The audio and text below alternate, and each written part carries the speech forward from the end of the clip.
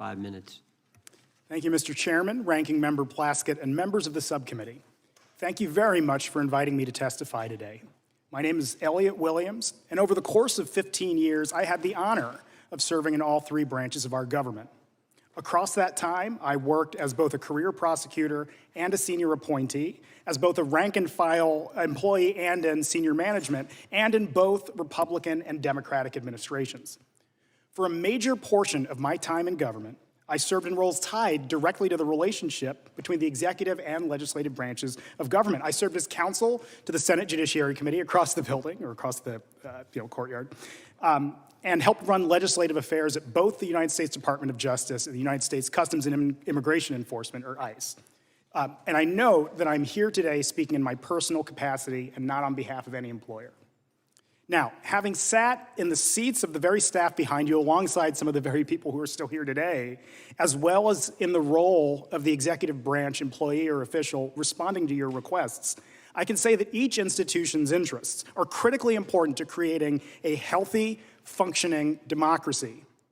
When they collide, it is crucial to recognize that our institutions are best served by reaching compromises or accommodations, and we're going to hear that word again in a moment, that protect the core interests of each branch of government. Congressional oversight, the reviewing or monitoring or supervision of federal agencies and activities, is essential to good government. It helps ensure that officials who hold the public trust apply laws fairly and spend their funds wisely, our funds wisely. It uncovers abuse and uproots waste. It encourages efficiency and fosters transparency.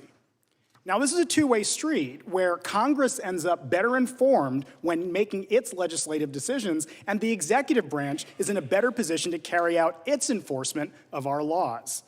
Now, there is a natural and perfectly reasonable push and pull of constitutional and legal interests when two branches of governments interact.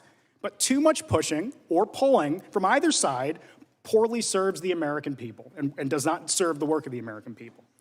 Now, each branch of government, and I mean the legislative and executive, have a tremendous amount to lose and a lot to gain in the process. It's in the interest of people at both ends of Pennsylvania Avenue and across the country that our institutions and our democracy function properly.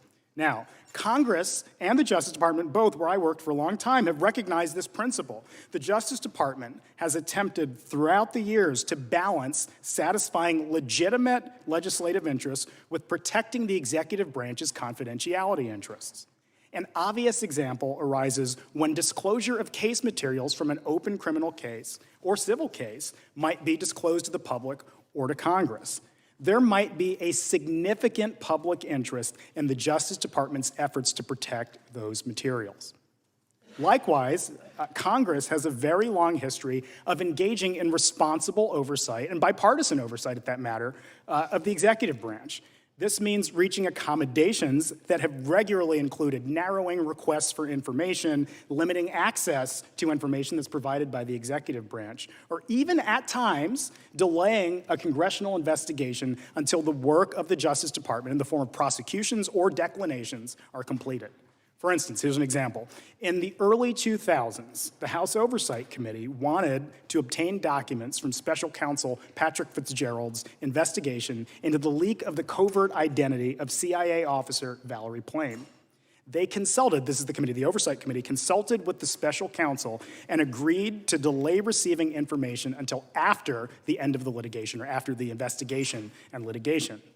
Even then, the chair of the committee worked closely with the special counsel to narrow his requests that the special counsel agreed would not infringe on his prosecutorial independence or intrude upon grand jury secrecy, which, as many of you know, is protected by law, under the law.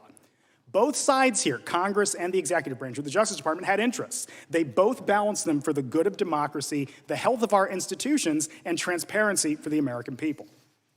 Now, as with any process of negotiation, not every party will always receive what they seek to recover, nor will they be able to protect every bit of information they wish to shield. That is not a bad thing, and we will talk about that over the course of the day.